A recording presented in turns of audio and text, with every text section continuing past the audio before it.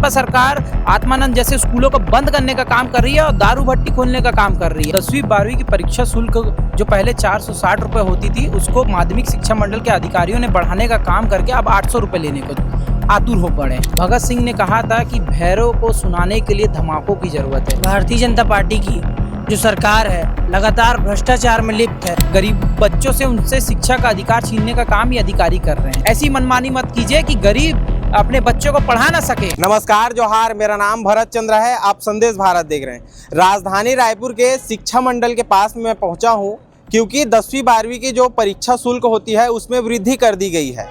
NSUI के जो कार्यकर्ता है और जो प्रदेश महामंत्री है वो लोग प्रदर्शन करने के लिए शिक्षा मंडल के पास में आकर प्रोटेस्ट कर रहे हैं। उन लोग से बातचीत करेंगे कि क्या पूरा मामला है और क्यों बार बार जो है छत्तीसगढ़ प्रदेश में अब प्रदर्शन करना पड़ रहा है। हमारे साथ हेमंत पाल, उनसे बातचीत करते हैं। प्रदर्शन क्यों करना पड़ रहा है आप लोग को? देखिए, 10वीं 12वीं की परीक्षा शुल्क जो पहले 460 रुपये होती थी, उसको माध्यमिक शिक्षा मंडल के अधिकारियों ने बढ़ाने का काम करके अब 800 रुपये लेने को आतुर हो पड़े।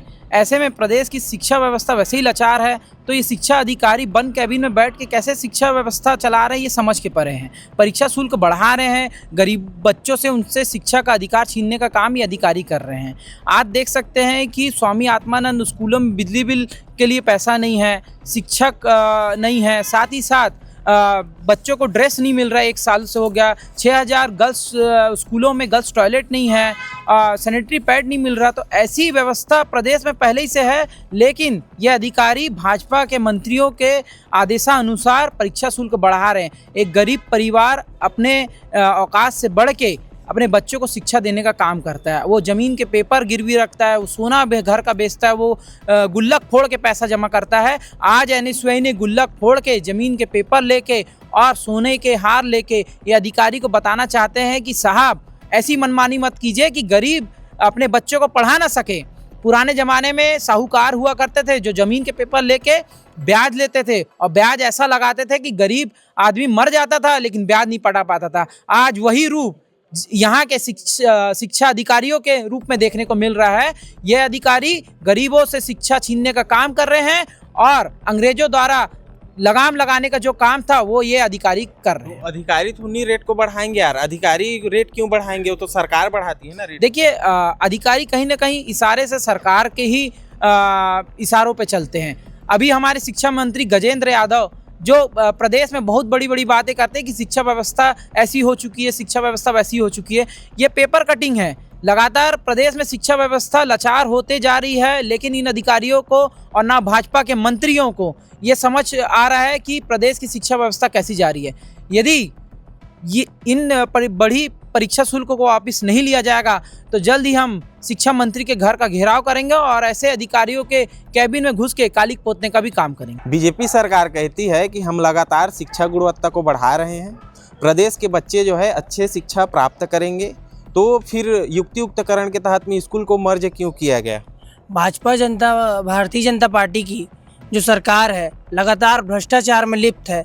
आज भी निजी युक्तिकरण के तहत जो स्कूलों को निजीकरण किया गया है वो सिर्फ निजीकरण की तौर एक कदम बढ़ाया गया है, जिनसे अधिक से अधिक संख्या में बच्चों से अवैध वसूली कर सके। जैसे कि आज हम माध्यमिक शिक्षा मंडल में खड़े हैं और हमने आज यहाँ पे धरना प्रदर्शन किया है।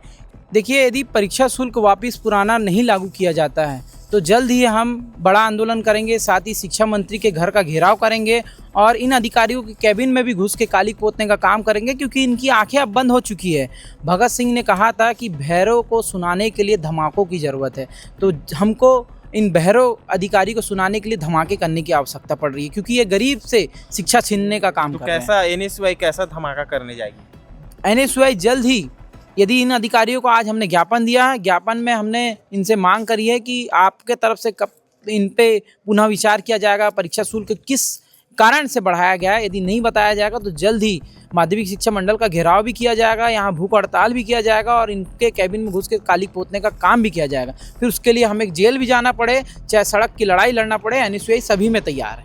एक अंतिम सवाल, स्वामी आत्मानंद इंग्लिश मीडियम कांग्रेस शासनकाल में चालू हुआ था और उसके तहत बहुत बच्चे जो हिंदी मीडियम में पढ़ते थे वो लोग, गरीब के बच्चे भी जाके इंग्लिश में जो है पढ़ाई प्राप्त कर रहे थे। उसके बाद में आप बोल रहे हैं कि बिजली बिल को पटाने के लिए पैसा नहीं है करके, तो कहीं ऐसा नहीं है कि भारतीय जनता पार्टी की सरकार में कि स्कूल को बंद करने की मंशा? जी हाँ, मैं आपको बताना चाहता हूँ कि स्वामी आत्मानंद स्कूल जो कांग्रेस के शासनकाल में खुला था, वो गरीब बच्चों को पढ़ाने के लिए खोला गया था।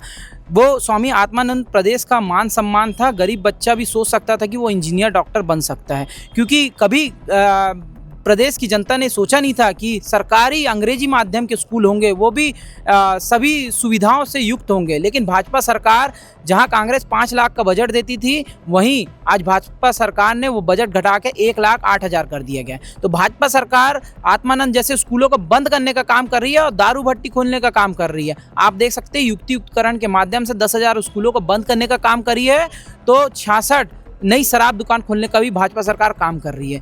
नई शिक्षा नीति के तहत भाजपा सरकार बड़े बड़े वादे करती है, लेकिन प्रदेश में अब शिक्षा व्यवस्था ऐसी है कि वो घुटनों के बल चलने को आतुर है। तो अभी एनएसयूआई के जो कार्यकर्ता हैं, जो प्रदेश महामंत्री हैं, उन लोग से मैं बातचीत करने की कोशिश कर रहा था। जो परीक्षा फीस है उसमें बढ़ोतरी की गई थी, उसको लेकर जो है एनएसयूआई के लोग प्रदर्शन करने के लिए यहाँ पर आए थे। बाकी तमाम खबरों के लिए संदेश भारत के साथ में जुड़े रहिए आप। जोहार। संदेश भारत, नजर हर खबर पर।